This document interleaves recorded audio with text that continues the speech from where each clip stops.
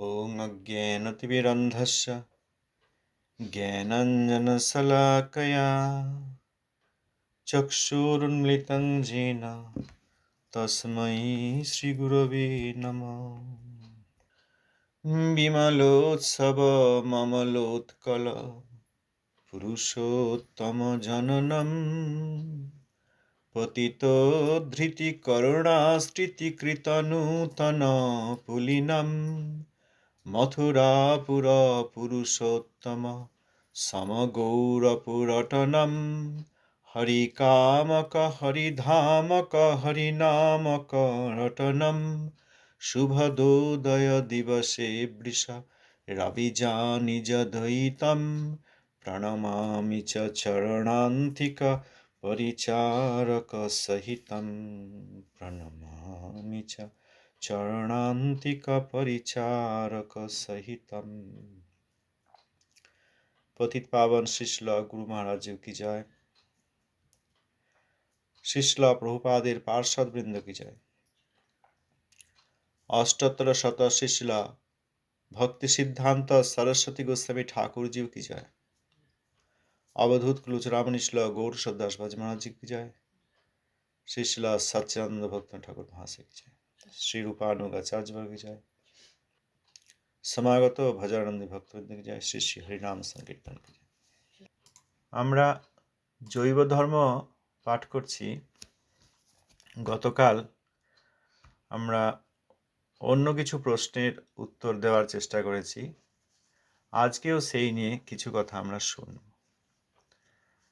প্রচার শব্দটি এবং প্রচার বিষয়টি নিয়ে বর্তমান জগতে অনেকেরই ভুল ধারণা রয়েছে। এটা একটা বড় সমস্যা। এই যে আমরা পড়লাম মথুরাপুর পুরুষোত্তম সমগৌরপুর রটনম, প্রভুপাদের মহাত্ম কীর্তনে। মথুরাপুর অর্থাৎ মথুরা এবং তদন্তর্গত শ্রী বৃন্দাবন, পুরুষোত্তম অর্থাৎ পুরীধাম, পুরুষোত্তম ধাম শ্রী পুরীধাম জগন্নাথ ধাম। সেইখানকার যে মাহাত্ম সেই রকমভাবে সমান করে আপনি সমগৌরপুর রটনম অর্থাৎ নবদ্বীপ ধামের আপনি মাহাত্ম প্রচার করেছেন। এই কথাটি জগতের লোক মুখে বলছে না ঠিকই, কিন্তু অন্যভাবে বিশ্বাস করছে না, করেননি। প্রভুপাদ ছিল সরস্বতী গোস্বামী ঠাকুর প্রচার করেননি, সেইটা তারা মুখে বলছেন না। মুখে বলছেন প্রভুপাদের কোনো শিষ্যগণ প্রচার করেননি, কিন্তু আসলে তারা বলছেন প্রভুপাদ প্রচার করেননি। এই জন্য আমরা প্রচার কি এবং এখন যা দেখা যাচ্ছে প্রচারের মাপকাঠি, যে কতগুলি মন্দির, কত উঁচু মন্দির, কত বড় মন্দির, কি উপাদানে তৈরি মন্দির, কি মাটির বাড়ি না পাকা বাড়ি না পাথরের বাড়ি না সোনার বাড়ি, আর কত সংখ্যক লোক এসেছে, মন্দিরের সংখ্যা, মন্দিরের উপাদান এবং উচ্চতা, এবং কত সংখ্যক লোক এসছে, এইটা হচ্ছে প্রচারের মাপকাঠি।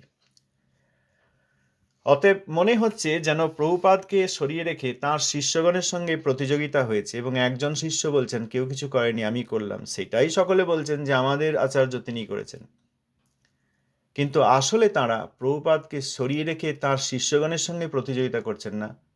মুখে না বললেও অন্তরে তাঁরা সকলেই জানছেন যে প্রভুপাদ প্রচার করেননি। কিন্তু এখানে তো শ্রীধর গোস্বামী মহারাজ লিখেছেন সমগৌরপুরটন পতিতধৃতি করুণাকৃত নূতন পুলিনম।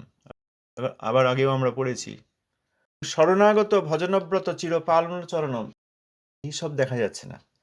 বর্তমানের প্রচারের মাপকাঠি তত্ত্বজ্ঞান নয়, শুদ্ধ হরিনাম নয়, নামাপরাধের নামাক্ষরের গান।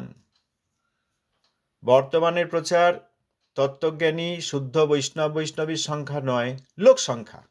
এই যে আমাদের একজন প্রভু গতকাল উদাহরণ দিলেন যে 2 দিন মাত্র এসছে, তথাকথিত তারা যে শব্দটি বলে ক্লাস, তাদের ক্লাস করেছে, তাতেই তারা জেনে গিয়েছে যে গৌড়ীয় বৈষ্ণবগণ প্রচার করেননি, প্রচার হয়নি, এখন প্রচার হয়েছে। এক্ষুনি একটু আগে একটা মেসেজ একজন লিখেছে দেখলাম, সেখানে তিনি লিখেছেন যে স্বামী মহারাজের নিন্দা করা বা কি যেন বলেছে, স্বামী মহারাজের সমালোচনা করা বন্ধ করুন, আপনার আগে 108টা মন্দির তৈরি করুন, তারপর বলবেন। সেরকম কোনো যুক্তি নেই। শিল গোস্বামীপাদ কোনো মন্দির তৈরি করেননি, তিনি বৃক্ষের নিচে থাকতেন। মন্দির তৈরি করেছেন প্রভুপাদ দৈব বর্ণাশ্রম ধর্মে থেকে যাতে ভজন করতে পারে সেই জন্য।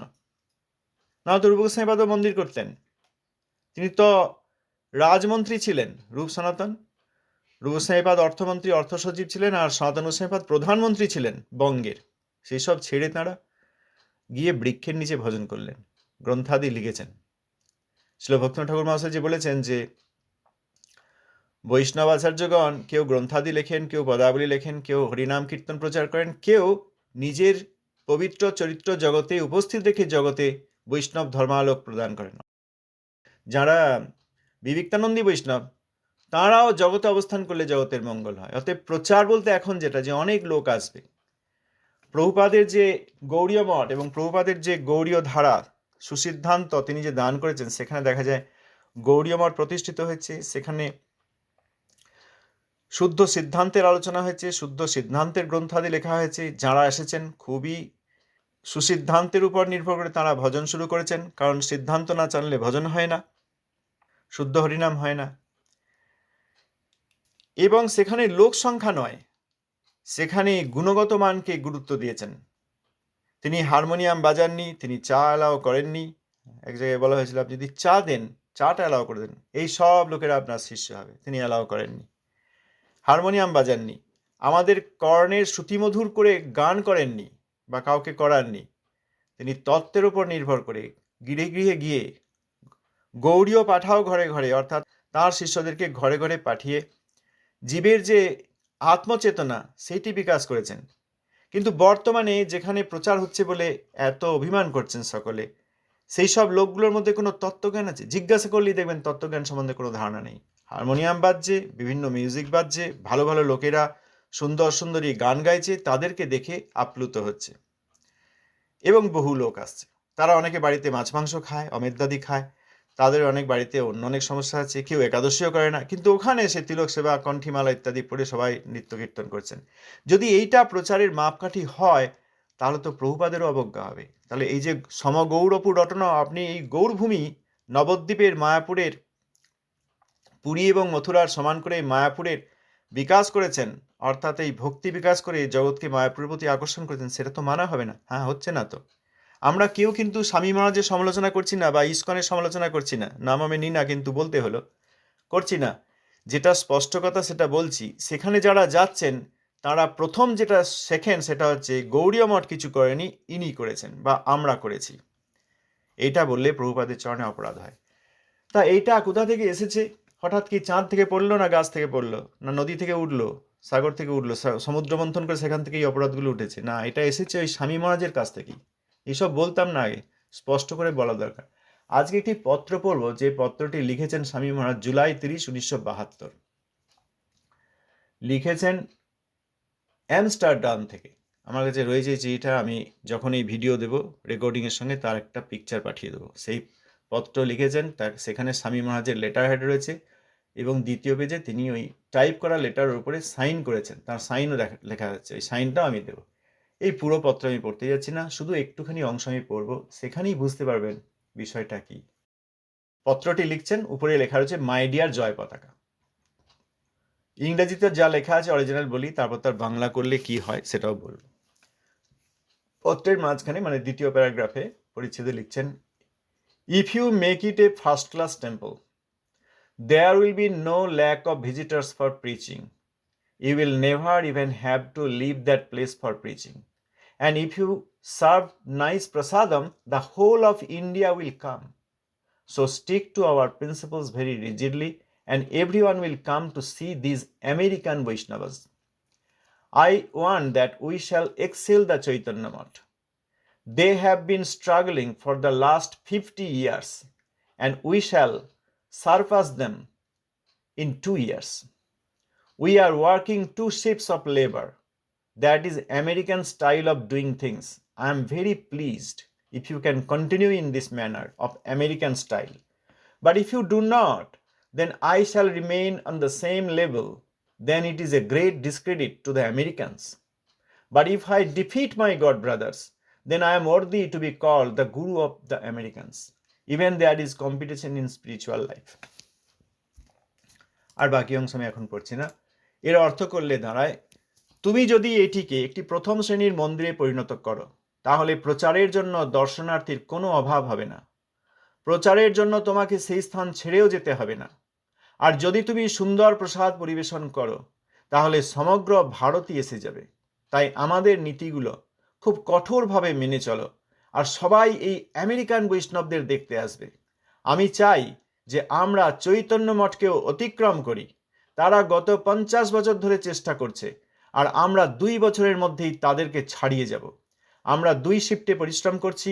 এটাই আমেরিকানদের কাজ করার ধরন। তুমি যদি এই আমেরিকান ধারায় এভাবেই চালিয়ে যেতে পারো, তাহলে আমি খুবই সন্তুষ্ট হব। কিন্তু যদি তা না করো, তাহলে আমি একই স্তরেই থেকে যাব। এটা আমেরিকানদের জন্য বড় অসম্মানের বিষয়। কিন্তু যদি আমি আমার গুরু ভাইদের পরাজিত করতে পারি, তাহলে আমি আমেরিকানদের গুরু বলে অভিহিত হওয়ার যোগ্য হব। আধ্যাত্মিক জীবনেও প্রতিযোগিতা থাকে। আমরা প্রভুপাদের প্রশিষ্য।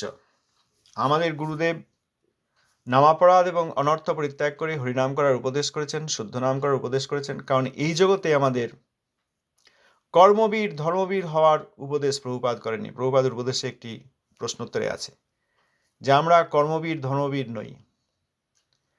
এখানে আত্মোপলব্ধি করে নিত্যধামে যাওয়াই আমাদের কাজ। আমাদের সময় কম, যে কোনো সময় আমাদের মৃত্যু হতে পারে।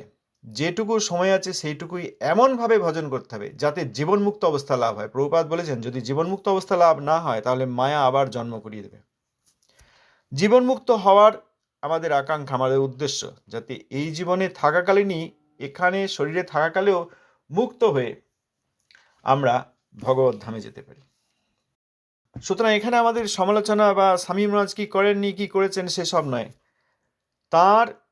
তার কথাগুলি এবং তার ডাইরেকশনগুলি এবং বর্তমান যুগে যারা সেইগুলি অনুসরণ করে চলছেন, তাতে ওই প্রচারের মাপকাঠি, মানে একটা ছেলে সে কতটা নম্বর পেয়েছে, একটা ছাত্র বা ছাত্রী কতটা নম্বর পেয়েছে, সেটাই তার ভালো মানুষ হওয়ার যোগ্যতা হয়ে দাঁড়িয়েছে। সে ধূমপান করতে পারে, কোনো অসুবিধা নেই। সে মদ্যপান করতে পারে, কোনো অসুবিধা নেই।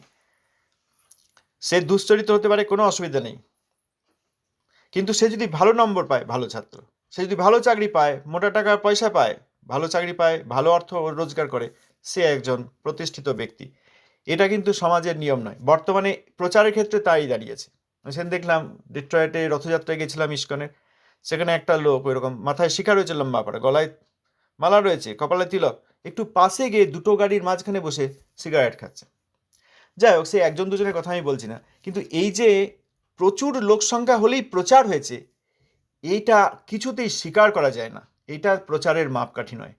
কতজন আত্মার চেতনতা এসছে, তারা তত্ত্ব সিদ্ধান্ত জেনে সম্বন্ধ জ্ঞান পেয়ে অবিদেহ আত্মক হরিনাম করছেন কিনা, তারা জীবনমুক্ত হওয়ার দিকে এগিয়ে চলেছেন কিনা, এইটি বড় কথা। না হলে নাচ গান, ভালো সঙ্গীত, বিভিন্ন মিউজিক্যাল ইনস্ট্রুমেন্ট, এইসব থাকলে তো লোকেরা আসবেই। কিন্তু প্রভুপাদ তো সেটা জানতেন। প্রভুপাদ ছিল ভক্তি সিদ্ধান্ত সরস্বতী গোস্বামী ঠাকুর সেটা জানতেন, কিন্তু সেগুলি অ্যালাও করেননি। তারপর ভিতরে যেসব কথা আছে সে আমরা অন্য সময় আলোচনা করব। শুদ্ধ ভক্তি, শুদ্ধ ভক্তির তত্ত্ব সিদ্ধান্ত, শুদ্ধ ভক্তির কীরকম ব্যবহার, সে আমরা আলোচনা করি এবং করব। এই পত্রটিতে কি লিখছেন, এই পত্রটিতে কি লিখছেন, মাই ডিয়ার জয় পতাকা বলে যাকে লিখছেন তার নাম রয়েছে। এগুলো তুমি যদি এটিকে একটি প্রথম শ্রেণীর মন্দিরে, এটিকে মানে মায়াপুর ধামে, ঈশ্বরদানে, মায়াপুরের এই মন্দিরটাকে যদি প্রথম শ্রেণীর মন্দিরে পরিণত করো, প্রথম শ্রেণী মানে অন্যান্য মন্দিরের থেকে সব দিক থেকে গুরুত্বপূর্ণ, অর্থাৎ তার উচ্চতা, তার সৌন্দর্য, মার্বেল পাথর, মাথায় সোনা, যাই হোক, যেভাবে করলে অন্য সব মন্দিরকে এটা ছাড়িয়ে যাবে। তো সেখানে বটে তো যোগপীঠকেও ছাড়িয়ে গেছে। 1980 সালের দিকে একটি মামলা হয়েছিল। ওই যে এখন চন্দ্রোদয় মন্দির রয়েছে, সেখানে যে বড় একটা সৌধ হয়েছে, সেটা তো এখন হয়েছে হালেই 2-4 বছর। তার আগে দেখবেন স্বামী মহারাজের যে পুষ্প সমাধি আছে গোল করে উঁচু করে, ওইটা আমি যেতাম ওই রিক্সা করে বাবা মার সঙ্গে ছোটোবেলায়, তখন দেখতাম যে ওটা অনেকটা কাজ হয়ে সিক টিক সব বেরিয়ে রয়েছে, আর কাজ হচ্ছে না। কেন? তার তখন ওই একটা কেস হয়েছিল। তখন গৌড়ীয় মঠে শুদ্ধ বৈষ্ণবরা ছিলেন, তারা কেস করেছিলেন যে স্বামী মহারাজ ঠিক আছে প্রভুপাদের শিষ্য, কিন্তু তার পুষ্প সমাধি মায়াপুরের মধ্যেই বা মায়াপুর বা ঈশ্বরদানের সীমানার মধ্যে এত বড় করো না যাতে যোগপীঠের উচ্চতাকে অতিক্রম করে। কিছুদিন কাজ বন্ধ ছিল। তারপরে কোর্ট আর কি জানবে, কোর্ট তো আর শুদ্ধ ভক্তদের দ্বারা চালিত নয়, তা না করতেই পারে, মন্দির করতেই পারে। তখন অ্যালাউ করে দিল কোর্ট, হাইকোর্ট কলকাতায়। তখন ওরা করলো এবং তারপরে এই কাজটা আবার হতে থাকলো। আর এখন তো স্বামী মহারাজের পুষ্প সমাধির উপরেও একটা সৌধ হয়েছে, যেটা আরও উঁচু। সুতরাং প্রথম শ্রেণীর মন্দির তাঁরা করেছেন। স্বামী মহারাজ এটাই চাইতেন যে প্রথম শ্রেণীর মন্দির হোক, এমন হোক যে জগতে আর এরকম মন্দির যেন না থাকে। আর পাশেই মূল মায়াপুরে মহাপ্রভুর যে আবির্ভাব স্থান, প্রভুপাদ 1936 সালে এটা করিয়েছিলেন।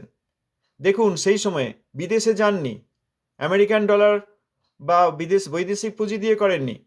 তখন ভারত সেইভাবে দেখতে গেলে ইংরাজদের পরাধীন। সেই সময়েও আত্মার চেতনের জাগরণ করে তিনি ওই মন্দির করেছিলেন। কোথাও হুন্ডি করেননি, কোথাও ওই তথাকথিত প্রিচিং ট্যুরে যাননি যে অর্থ সংগ্রহ করতে হবে, যোগবীর কিচ্ছু করেননি। ওইখানে থেকে ভগবানের কথা বলেছেন, শুদ্ধ তত্ত্বের কথা বলেছেন। অনেক আত্মা এসছেন, তার পরম বৈষ্ণব শিষ্যগণ আছেন, তাদের মধ্যে ওই মন্দির করেছেন। সেই মন্দিরকে ছাড়িয়ে যাওয়া হলো, তা ভালোই। স্বামী মহারাজ বলেছিলেন যে প্রথম শ্রেণীর মন্দির করো, যদি প্রথম শ্রেণীর মন্দিরে পরিণত করো তাহলে প্রচারের জন্য দর্শনার্থীর কোনো অভাব হবে না। আসেও লোক আসে, এখন লোক আছে, তো আমাদেরই রক্তের সম্পর্কে আত্মীয় এসছে, শিবাসঙ্গনে প্রসাদের ব্যবস্থা করলাম, তারা পেয়েছে। তারপর কোনো মন্দির দর্শকে নেই, ওই শিবাসঙ্গনের প্রসাদটি পেয়েছে, আর কোথাও দর্শনে যায়নি। এমনকি চৈতন্য মঠে যোগপীঠেও দর্শনে যায়নি, তারা দেখলাম সোজা ইস্কনের মন্দির দেখতে চলে গেল, আমাদের রক্তের সম্পর্কে। আর বহু লোক এরকম আসে, সোজা আসে, ওইখানে নামে, হ্যাঁ আমরা মায়াপুর দেখলাম, সাহেব দেখলাম, সাহেবদের মঠ দেখলাম, চলে গেল। আগে সাহেব মঠ বলতে সবাই, এখন আর বলে না। তাহলে হয়েছে সেটাই, তাহলে প্রচারের জন্য দর্শনার্থীর কোনো অভাব হবে না, হয়েছে। হ্যাঁ, তার দর্শন, তার ফিলোসফি কাজ করছে। তারপর প্রচারের জন্য তোমাকে সেই স্থান ছেড়েও যেতে হবে না, তাও বটে। যাকে লিখছেন তিনি আর সেই স্থান ছেড়ে জানো না, প্রচার কোথাও করার দরকার নেই, ওইখানেই সব লোকের ঢল আসবে। আর এটাও জানেন যে ভারতবাসী খেতে পেলে আসবে, এই যে সুন্দর প্রসাদ পরিবেশন করো, তাহলে সমগ্র ভারতই এসে যাবে, সারা ভারত তোমার মন্দিরে খেতে এসে যাবে। তাই তো হচ্ছে, ভালো প্রসাদ করো, ভালো প্রসাদ করা হচ্ছে, সেখানে সারা ভারতবাসী সেখানে এসে যাচ্ছেন, সমগ্র ভারতে এসে যাবে। আমাদের নীতিগুলো খুব কঠোরভাবে মেনে চলো, হ্যাঁ নীতি মেনে চলো, আর সবাই এই আমেরিকান বৈষ্ণবদের দেখতে আসবে। তখন তো ছোটবেলায় আমি যখন যেতাম, ওখানে উট ছিল, এখন আছে কিনা জানি না, উট ছিল, ময়ূর ছিল, এইসব দেখতে যেতাম। এখানে একটা চিড়িয়াখানার মতো, কলকাতা যেতে হবে না, এখানেই চিড়িয়াখানা দেখা যাচ্ছে। আর অনেক তখন কিন্তু বাইরের ওই সব লোকেরা ছিল, অতএব আমেরিকানদের দেখতে আসবে, সেটা বটে। কারণ ভারতীয়রা বহুদিন ধরে ইংরাজদের দ্বারা পরাধীন হয়েছে, তার আগে মুঘলদের দ্বারা পরাধীন হয়েছে। পরাধীন হওয়া আমাদের একটা মজ্জার মধ্যে ঢুকে আছে। অতএব কাকে সাহেব বলতে হয়, কাকে মেম বলতে হয় আমরা খুব ভালো জানি, সব দেখতে চলে যেত। তাহলে এখন তাই হচ্ছে, আর সবাই এই আমেরিকান বৈষ্ণবদের দেখতে আসবে। এখন কিন্তু বৈদেশিক ভক্তদের সংখ্যা অনেক কম, আগে অনেক বেশি ছিল। 1980 সালের দিকে গেছি তো দেখেছি, তখন ওই বাংলাদেশ বা পশ্চিমবঙ্গ বা ভারতের অত লোক ছিল না, সব বেশিরভাগই ওরা ছিল, এখন আর অত পাওয়া যায় না। যাই হোক, তো আমেরিকান বৈষ্ণবদের সব দেখতে চলে আসবে। আমি চাই যে আমরা চৈতন্য মঠকে অতিক্রম করি। এটা কি ধরনের কথা বলে সমালোচনা করছেন? হ্যাঁ, যখন চৈতন্য মঠের কথা আসবে, যখন প্রভুপাদের কথা আসবে, তখন গায়ে লাগে, তখন গায়ে লাগে। অতএব তাকে তো আমি খুব সম্মান করতাম। বহু গৌড়ীয় বৈষ্ণবের সঙ্গে আমি বিতর্ক করেছি, না স্বামী মহারাজকে সম্মান দিতে হবে, তিনি প্রভুপাদের শিষ্য। প্রভুপাদের একজন শিষ্যকে অসম্মান করে কি করে আপনাদের ভজন হবে? বহু জনের সঙ্গে করেছি। তা এখন দেখছি যে না, উনি বলছেন যে আমরা চাই যে আমরা চৈতন্য মঠকে অতিক্রম করি। অতিক্রম করি মানে কি? যে চৈতন্য মঠ অতিক্রম করে কৃষ্ণনগর চলে যাই, চৈতন্য মঠকে পাস করে দিয়ে বামুনপুকুর চলে যাই? না, চৈতন্য মঠকে অতিক্রম করি মানে চৈতন্য মঠকে সারপাস করে যাই, অর্থাৎ চৈতন্য মঠকে আমরা হারিয়ে দিই। আমরা যেন এত বড় হই, যেন চৈতন্য মঠ ছোট হয়ে যায়। আমরা চৈতন্য মঠকে অতিক্রম করে ছোট করে দেবো, এত বড় হব। তারা গত 50 বছর ধরে চেষ্টা করছে, আর আমরা 2 বছরের মধ্যেই তাদেরকে ছাড়িয়ে যাব। এই কথাটা খুব দুঃখজনক, একটু পরে আসছি। তারপরে লিখছেন, আমরা 2 শিফটে পরিশ্রম করছি, আমেরিকানদের স্টাইল। ওখানে তিনি এই কথাগুলির মধ্যে দিয়ে তিনি আমেরিকানদের মধ্যে যে আমেরিকান ভাব রয়েছে সেইটাকে জাগ্রত করেছেন। কি বলছেন? যে এটাই আমেরিকানদের কাজ করার ধরন, 2 শিফটে কাজ করেন। আমাদের যেমন এই দেখবেন স্কুল হয় 10টায় কি 11টায় বসতো, এখন কি হয় যায় না। আমাদের স্কুল সকাল 11টায় বসতো, বিকেল 4:30 4টের দিকে ছুটি হয়ে যেত। তারপরে দেখা গেল যে বাইরে যখন কাজকর্ম করতে গেলাম, সকাল 8টায় অফিস, সকাল 8টা থেকে 5টা। আবার তারপরে কোনো অফিস ছিল যেখানে এই 5টার পর আবার কিছু লোক আসতো, এইসব লোক চলে যেত, 5টার পর কিছু লোক আসতো, 5টা থেকে একদম ওই রাত্রি ভোর 2টো 3টে পর্যন্ত কাজ করতো। বিশেষ করে মুম্বাই ওই সব ট্রেন চলতো ওই সব সময়, ওই বিভিন্ন 3টে শিফটে কাজ করতো। এখানে আমেরিকানদের কাজের পরিশ্রম যাতে তারা করে সেই জন্য তিনি উদ্বুদ্ধ করছেন, দুটো শিফটে কাজ করছেন। তুমি যদি আমেরিকান ধারায় এইভাবেই কাজ চালিয়ে যেতে পারো তাহলে আমি খুবই সন্তুষ্ট হব, এইভাবে করে যাও আমেরিকান স্টাইলে। কিন্তু যদি তা না করো তাহলে আমি একই স্তরে থেকে যাব, অর্থাৎ আমিও ওই সাধারণ আরেকজনের মতো হয়ে গেলাম, সবাইকে সারপাস করতে। আমার যা উদ্দেশ্য, আমার যা ইচ্ছা যে আমি সবার চেয়ে বড় হবো, সবাইকে হারিয়ে দেবো, সেটা সম্ভব নয়। আমি ওই একই স্তরে থেকে যাব। এটা আমেরিকানদের জন্য বড় অসম্মানের বিষয়। খুব সুন্দর লিখেছেন যে এটা আমার জন্য অসম্মান বলেননি, এই যদি আমি একই স্তরে থেকে যাই, যদি বড় না হই আরও, তাহলে ওটা আমেরিকানদের, মানে তোমাদের জন্য ওটা ডিফিট, হয় না? যে তুমি এটা করো, না করলে তোমার লজ্জার কারণ দাঁড়াবে, আর ওটা করলে আসলে আমার সুবিধা হবে, একথাই বলেছেন। এটা আমেরিকানদের জন্য বড় অসম্মানের বিষয় যে আমি তোমাদের নিয়ে আসলাম, তোমরা বড় করতে পারলে না আমাকে, আমি একই স্তরে থেকে গেলাম, আমিও আর 5টা ভাইয়ের মতো একই হয়ে গেলাম, তাহলে এটা তোমাদের জন্য অসম্মানের বিষয়। করো না, তোমরা এই যেরকম করে যাচ্ছ এরকম চালিয়ে যাও। কিন্তু যদি আমি আমার গুরু ভাইদের পরাজিত করতে পারি, আচ্ছা এখানে বলেছেন বটে শেষ কথায় যে আধ্যাত্মিক জীবনে প্রতিযোগিতা থাকে। আধ্যাত্মিক জীবনে প্রতিযোগিতা, সেটা কর্মীর মতো প্রতিযোগিতা কি? যে আমার 4 ভাই, আমি ইঞ্জিনিয়ার হয়েছি বা আমি ডাক্তার হয়েছি, বাকি সব এমনি ছোটোখাটো কাজ করে, এটা কি এই রকম? আধ্যাত্মিক জীবনে যে প্রতিযোগিতা আছে সেটা হচ্ছে এই যে আমার গুরুভ্রাতা গুরু ভগিনীগণ তারা আমার গুরুদেবের বিশেষ রূপে সেবা করতে পেরেছেন, আমি পারিনি। আমি কিভাবে তাঁদেরই কৃপা নিয়ে আমার গুরুদেবের বিশেষভাবে সেবা করব, তার সন্তুষ্টি বিধান করব, এইটা হচ্ছে আধ্যাত্মিক প্রতিযোগিতা। বৈষ্ণবের আধ্যাত্মিক প্রতিযোগিতা কখনো নয় যে আমি আর দিনহীন থাকবো না, আমি আর অকিঞ্চন থাকবো না, আমি একদম বড় লোক হয়ে যাব, আমি একদম প্রচারে সবাইকে হারিয়ে দেবো।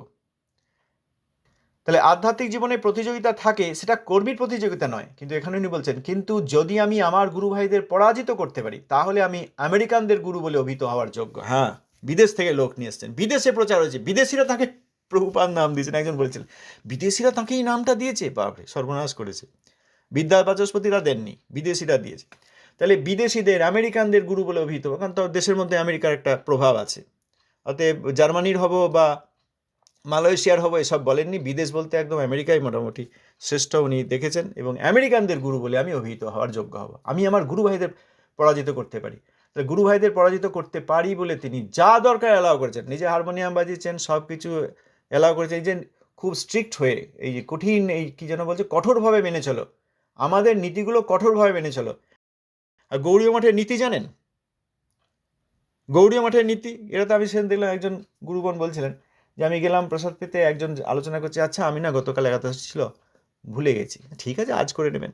এই হচ্ছে কঠোর নীতি। তো যাই হোক, আর কত বলবো, কঠোর নীতিগুলো পালন করো, তাহলে আমার গুরু ভাইদের পরাজিত করতে পারি। এই গুরু ভাইদের পরাজিত করব, এটা কোনো প্রচার নয়, জগতের লোকের মঙ্গল হোক, এই জন্য প্রভুপাদ এই দৈব বর্ণাশ্রম ধর্ম দিয়ে মঠ প্রতিষ্ঠা করেছেন।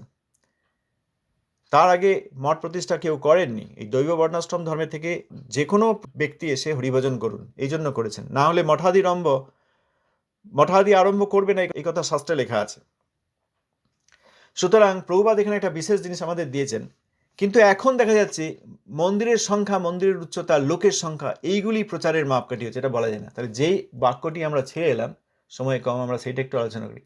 তারা গত 50 বছর ধরে চেষ্টা করছে, আর আমরা 2 বছরের মধ্যেই তাদেরকে ছাড়িয়ে যাব। চৈতন্য মঠকে অতিক্রম করতে চান উনি, অর্থাৎ চৈতন্য মঠকে ছোট করে দিয়ে নিজে বড় হতে চান, নিজের মন্দিরকে বড় করতে চান, করেছেন, হয়েওছে। পার্থিব দিক থেকে দেখতে গেলে হয়েছে। কারণ চৈতন্য মঠ যোগপীঠ অত বড় বা অত উঁচু বা অত গ্ল্যামারাস বা অত লোক টানার জন্য হয়নি। যেটা হয়েছে সেটা হচ্ছে এখন সকলেই ওই সৌধটি দেখতে চায়, মায়াপুরের বাইরে, কিন্তু এই মন্দিরটি মায়াপুরের বাইরে, সেখানে সবাই যায়। অতএব চৈতন্য মঠকে অতিক্রম করা গেছে। এবং তারা গত 50 বছর ধরে, আচ্ছা বলুন, এই পত্রটি লেখা হচ্ছে আমরা দেখলাম 1972 সাল, 1972 সাল জুলাই 30। আচ্ছা 72 থেকে 50 বছর আগে কত সাল হয় কে বলবেন? এখানে আছেন 1972, তার 50 বছর আগে কত সাল হয়? 22। হ্যাঁ, 1922। তাহলে বলুন 1922 সাল, তখন তো প্রভুপাদ প্রকট। 1918 সালের মার্চে তিনি শ্রী চৈতন্য মঠ প্রকাশিত করেছেন, গুরু গৌরাঙ্গ গান্ধর্বিকা গিরিধরজিউর সেবা প্রতিষ্ঠা করেছেন 1918 সাল। ওইখানেই উনি আগে 1904 থেকে 14 শতকোটি নামযজ্ঞ করেছেন। তারপর ভক্তিনাথ ঠাকুর মহাশয় অপ্রকটন 1914, গৌরসুর দাসবাজি মহারাজ অপ্রকটন 1915। প্রভুপাদ নিজে বলেছেন যে ঠাকুর মহাশয়, তিনি কখনো বাবা বলেননি, ছিল ভক্তিবিনোদ ঠাকুর মহাশয় এবং বাবাজি মহারাজ অপ্রকট হলে আমি 3 বছর খুব নিরাশ হয়ে পড়েছিলাম, তা তো বটেই, কারণ তার নিজজন, তার গুরুস্থানীয়, তার গুরু 2 জন, সেই 2 জন ব্যক্তিত্বকে তিনি অপ্রকট হওয়ার ফলে তিনি বলেছেন যে আমি খুব নিরাশ হয়ে পড়েছিলাম, তখন নিজে ভজনাদি করতেন। তাহলে 1915 সালে বাবাজি মহারাজ অপ্রকট হলেন। 1918 সালে তিনি নিজে সন্ন্যাস নিলেন এবং শ্রী চৈতন্য মঠ প্রকাশ করলেন। আর স্বামী মহারাজ বলছেন 50 বছর ধরে, মানে 1922 সাল থেকে, সংখ্যা ধরলে তাই হচ্ছে 1922, তাহলে 1922 প্রভুপাদ অপ্রকট হয়েছেন 1937 সালের 1 জানুয়ারি, তাহলে 22 থেকে 36ই ধরুন, তাহলে 14-15 বছর হচ্ছে। তাহলে প্রভুপাদের শ্রী চৈতন্য মঠ প্রতিষ্ঠা এবং তারপর গৌড়ীয় মঠ আদি প্রতিষ্ঠা, সেই সময়ে তার সময়ের 14-15 বছর, সেটাকেও বলছেন চৈতন্য মঠ স্ট্রাগল করছে। তারা গত 50 বছর ধরে চেষ্টা করছে, আর আমরা 2 বছরের মধ্যেই তাকে ছেড়ে, এখানে চেষ্টা করছে বাংলায় লিখেছি, বাংলায় লেখা হয়েছে এটা, কিন্তু আসল কথাটা আছে স্ট্রাগলিং। স্ট্রাগলিং মানে কি, যে একটা বাচ্চা ছেলে পড়াশোনা করতে যাচ্ছে কিন্তু ভালো করে অঙ্কটাও লিখতে পারছে না, বারবার বুঝিয়ে যাচ্ছে তবুও পারছে না, তখন বলা হয় ও he still struggling to write ABCD অঙ্ক, না, এই যোগ বিয়োগটা শিখেই দিয়েছি কিন্তু এখনো স্ট্রাগল করছে যোগটা ঠিক করে করতে। স্ট্রাগল মানে পেরে উঠছে না। স্ট্রাগলিং মানে they have been struggling for the last 50 years, that includes, সেটা ইনক্লুড করে প্রভুপাদের সময়। তা হয়েছে তো, যেটা বলি, যেটা গায়ে ঘা লাগে, আমার হৃদয়ে কষ্ট হয়, সেটা হয়েছে তো প্রমাণ, যে প্রভুপাদ 1922 সালে প্রকট, তারপরেও তিনি 14-15 বছর প্রকট ছিলেন, আর চৈতন্য মঠ তখন থেকেই স্ট্রাগল করছে। উনি 2 বছরে এসে সব হারিয়ে দিলেন। আজ আর আমার কিছু বলার নেই। কেউ কিছু বলতে চান? ধন্যবাদ, প্রণাম।